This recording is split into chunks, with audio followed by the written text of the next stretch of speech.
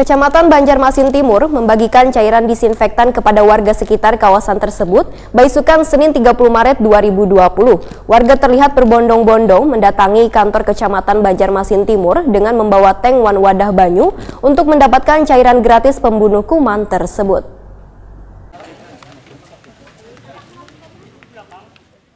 Kecamatan Banjarmasin Timur membagikan cairan disinfektan kepada warga sekitar kawasan tersebut beisukan Senin 30 Maret 2020.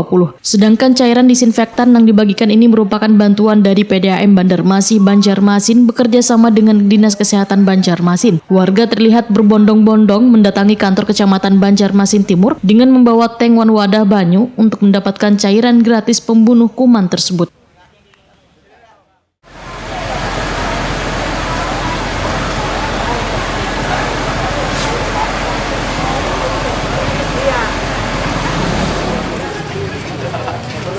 Ini jam 4 hari manggil.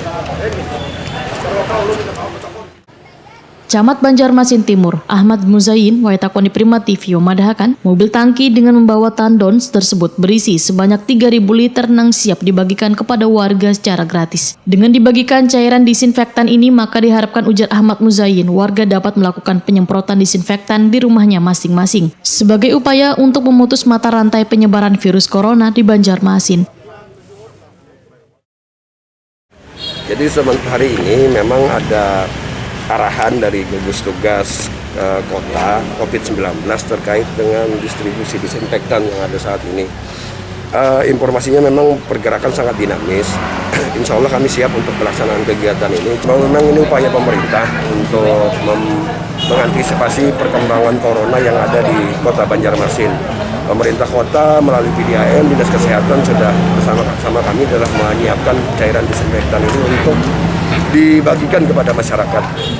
Cuma mekanismenya ke depan nanti kita berharap supaya menghindari penumpukan massa, kita akan atur. Mudah-mudahan nanti bisa beberapa hari ke depan berjalan secara lebih bagus. Ahmad Muzayin mengucapkan terima kasih atas bantuan cairan disinfektan yang disalurkan oleh PDAM Banjarmasin, Wan Dinas Kesehatan Banjarmasin ini, sehingga warga di kawasan Banjarmasin Timur terhindar dari virus yang mematikan ini.